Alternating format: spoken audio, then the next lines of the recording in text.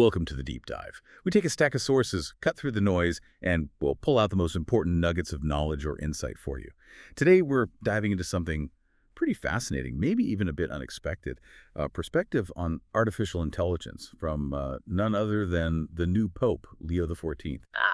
Yeah, we're going to explore his, let's say, challenging views on AI. We want to understand how they connect to, centuries of Catholic social teaching and really unpack what this means for all of us, regardless of our own beliefs. And our main guide for this deep dive today is a really compelling article from the Walrus. It's titled, "The Harshest Critic of AI Might Be Pope Leo XIV."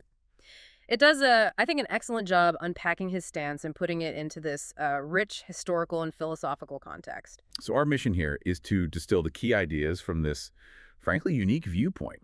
How can this ancient wisdom shed light on one of our biggest modern challenges? Okay, let's unpack this. The new Pope's urgent declaration on AI. So Pope Leo XIV, he became Pope in 2025. And right away, his background caught my eye. Chicago-born, right? And get this, he was an undergraduate math major at one point. That definitely adds an intriguing layer to his concerns about tech, doesn't it? It absolutely does.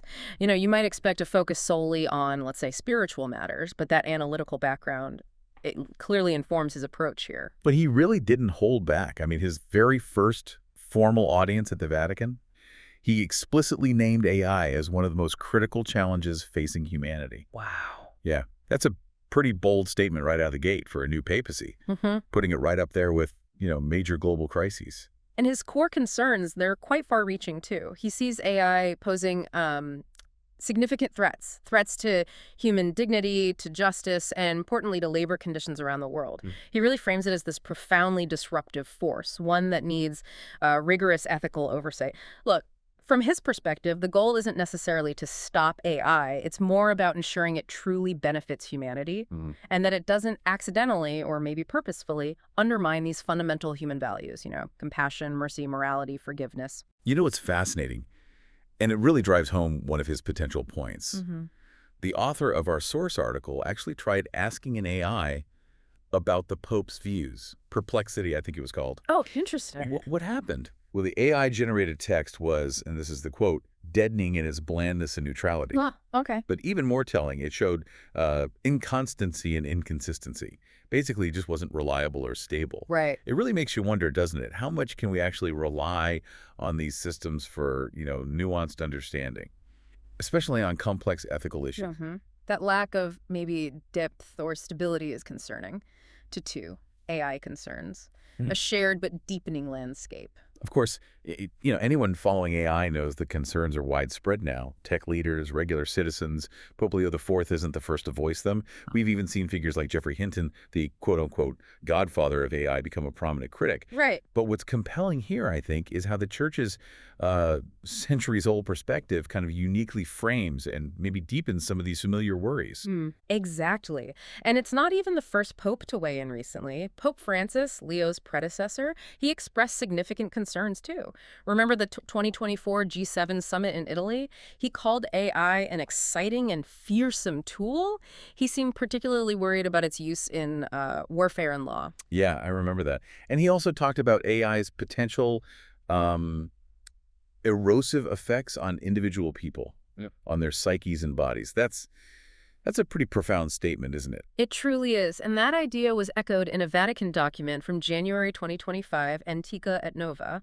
It was about the relationship between artificial and human intelligence. It basically warned that, okay, AI gives us access to the vast expanse of the world's knowledge, which sounds great. Right. But we risk becoming humanly or spiritually barren unless we actually strive for true wisdom, something beyond just, piling up data. Information isn't understanding. Precisely. And look, these papal concerns, they really resonate with a lot of the common worries you hear today.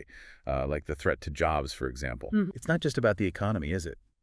Pope Leo seems to be challenging us to think about what that means for our dignity, our purpose, and work. Yeah, it goes deeper than just employment figures. Or think about the impact on just basic information.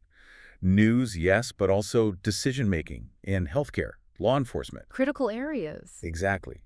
And the Church's concern here seems to extend to how AI even understands truth. Not just facts, but like higher order insight, reality itself. It's about how we seek knowledge, maybe, not just getting prepackaged answers spoon-fed to us. Right. It touches on the process of discovery versus just efficient output. And there are other big concerns, too, ones the Pope seems aligned with, like the huge ecological impact of AI's energy needs. That often gets glossed over. Yeah, definitely. And then, of course, the big one, the sort of existential fear, AI gaining agency, autonomy, getting beyond human control, maybe even developing its own goals. And our source gives some pretty stark examples of where AI goes wrong, illustrating these points, like an AI writing a summer reading guide full of books that don't actually exist. Right, just fabricating things. Or an AI image of Donald Trump as Pope generated before the conclave. A bit unsettling. And even a confirmed deepfake video of Pope Leo himself, supposedly endorsing some authoritarian leader in Burkina Faso. Oh, okay, that's serious. Yeah. These aren't just, funny glitches, are they? They hit at fundamental questions of truth, reliability, human control. And it's precisely these deeper implications, I think, that bring us to Pope Leo XIV's really unique contribution here.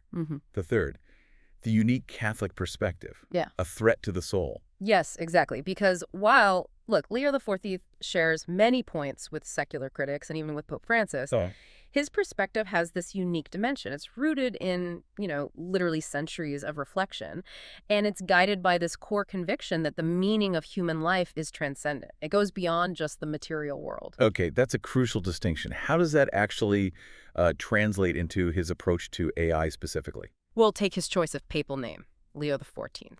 That wasn't random. He deliberately chose it to signal a strong connection back to Pope Leo III. Leo III was Pope way back 1878 to 1903.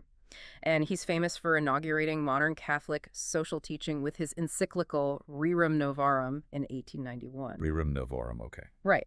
And what Leo XIII did was apply the Church's thinking on, quote, God-given dignities and rights of every human person to the challenges of his time, specifically the First Industrial Revolution. So the Pope is explicitly drawing that parallel, First Industrial Revolution, now this AI revolution. Exactly. Which makes sense given the scale of disruption.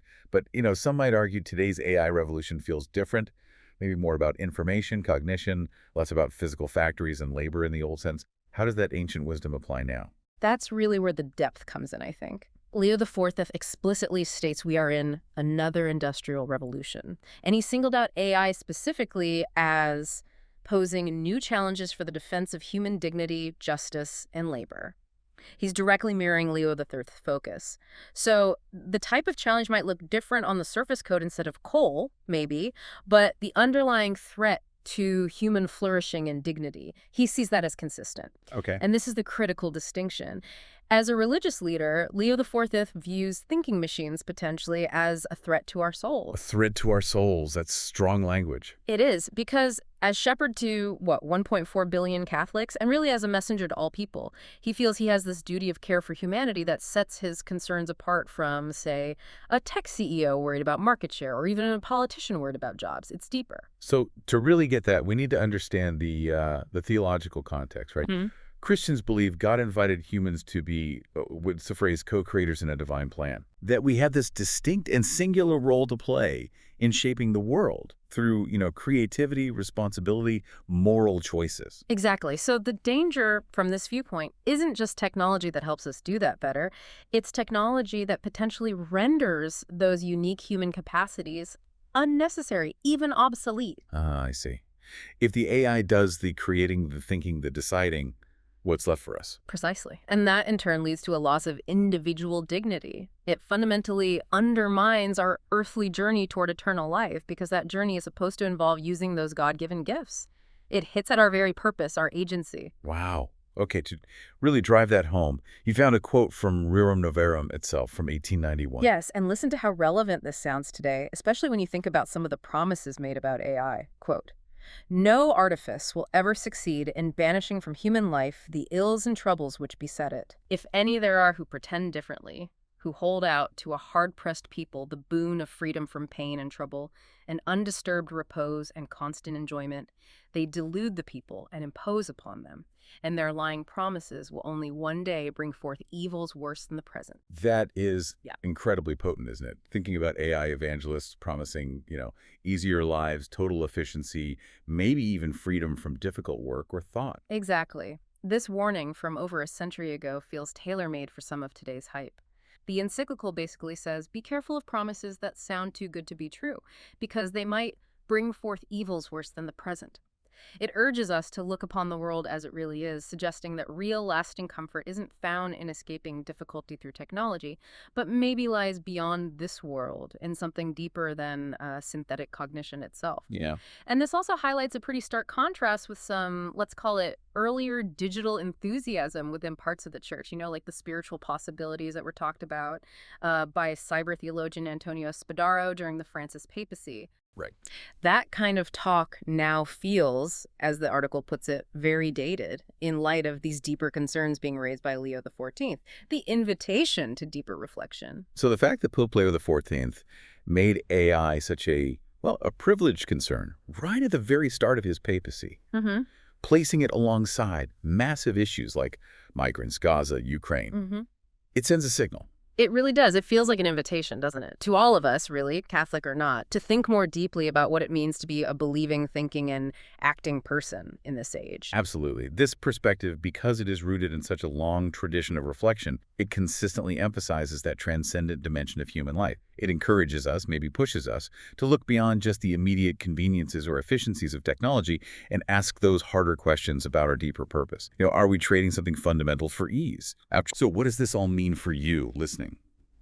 Well, Pope Leo XIV, coming from this really unique, historically deep vantage point, is challenging us to think about AI's implications not just for our jobs or, how we get information. Yeah, not just the practical stuff. Right, but for our very humanity, our deeper purpose, what makes us, us. And, whether you're religious or not, the church's offer here of a higher perspective, this invitation to find inspiration, a reason for a meaningful life that goes beyond what the article calls barely lifelike and finally sterile imitations of existence, like AI might become.